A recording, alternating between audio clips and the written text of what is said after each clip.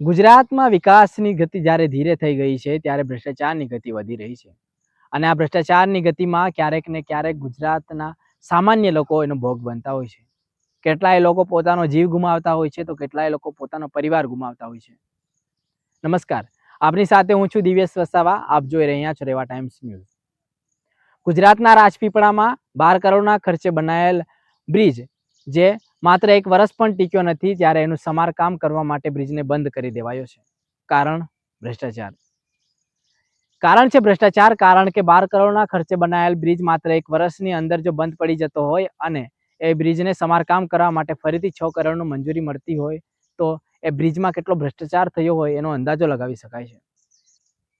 આ રાજપીપળાની આસપાસ અહીંના સાંસદ રહે છે રાજપીપળામાં અને અહીંના ધારાસભ્ય પણ અહીં જ રહે છે. તો પછી તેમને આ બ્રિજ વિશે માહિતી કેમ નથી ગઈ? 12 કરોડના ખર્ચે આ બ્રિજ બન્યો અને 1 જ વર્ષની અંદર બ્રિજનો નીચેનો હિસ્સો નીચે ધસી ગયો. ધસી જવાને કારણે બ્રિજને બંધ કરી દેવાયો. હવે બંધ બ્રિજના કારણે અહીંના લોકો 10 થી 15 કિલોમીટરમાં ફરીને અહીંના બાળકો શાળાએ જાય છે અને રાહદારીઓ પોતાનો મુસાફરી ત્યાંથી જ કરે છે. આ બ્રિજ જ્યાં સુધી ખુલ્લો હતો, એ બ્રિજ બનેલો હતો અને બ્રિજ બરાબર ચાલતો હતો ત્યાં સુધી એ લોકો માટે માત્ર નાંદોદને જોડવા માટે 2 કિલોમીટર જવું પડતું હતું. પરંતુ બ્રિજ બંધ થયાને કારણે 10 થી 15 કિલોમીટર જેટલું ચાલીને જતા હોય છે કે પછી વાહનો લઈને જતા હોય છે.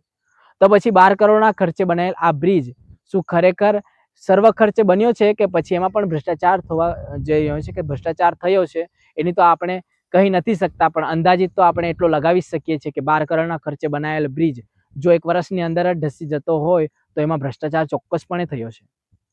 અને એ બ્રિજને ફરી મંજૂર કરવા માટે 6 કરોડ પાસ કરવામાં આવ્યા છે. આ અંગે ત્યાંના નાગરિક એટલે કે જાગૃત નાગરિકે સંસદશ્રીને આ માટે રજૂઆત કરી. આ બ્રિજ વિશે પૂછ્યું તો એમણે પણ નીચે માથું કરી લીધું. અહીંના ધારાસભ્યને કીધું તો એમણે પણ નીચે માથું કરી લીધું. તો શું ખરેખર ધારાસભ્યને સંસદ આ મુદ્દે ધ્યાન આપે છે કે નથી એ ખબર નથી પડતી. કારણ કે એના જાગૃત નાગરિકે આપણી સાથે જ્યારે આ વિડીયો શેર કરી અને આપણને સમગ્ર માહિતી જાણકારી આપી તો નવાઈ પમાડતી હતી. કારણ કે 12 કરોડ ખર્ચે બનાવેલ કોઈ પણ બ્રિજ કે કોઈ પણ ઇન્ફ્રાસ્ટ્રક્ચર જો 1 જ વર્ષની અંદર જ જર્જરિત થઈ જતું હોય તો એમાં ભ્રષ્ટાચાર ચોક્કસપણે થયો છે. અને આશા રાખું છું કે આ ભ્રષ્ટાચારનો ભોગ કોઈ સામાન્ય વ્યક્તિ ના થાય. આ વિડીયો આપણે સંપૂર્ણપણે જોયો અને જે નાગરિકે આ વિડીયો બનાવ્યો છે એ પોતે શું કહી રહ્યા છે એ પણ આપણે જોઈએ. રાજપીપળામાં આવેલા સરકારી ઓવારા પાસે બ્રિજ બનેલો છે 12 કરોડ રૂપિયાના ખર્ચેથી. 12 કરોડ રૂપિયાના ખર્ચે આ બ્રિજ બન્યો અને 1 વર્ષ પણ ટક્યો નહીં. આટલું મોટું કૌભાંડ, આટલો મોટો ભ્રષ્ટાચાર. તો મારા આ વિડીયોના માધ્યમથી એટલું જણાવવું છે કે ભરૂચના સાંસદ શ્રી મનસુખભાઈ વસાવા બી અહીંયા નાંદોદમાં જ રહેતા છે અને અહીંના એમએલએ દર્શનાબેન દેશમુખ બી અહીંયા જ રહે છે અને નીલ રાવ બહુ મોટા પાયે હોબાળો કરે છે ને. તો આ બ્રિજના કૌભાંડમાં ક્યાં તમે બી ઇન્વોલ્વ તો નહીં ને?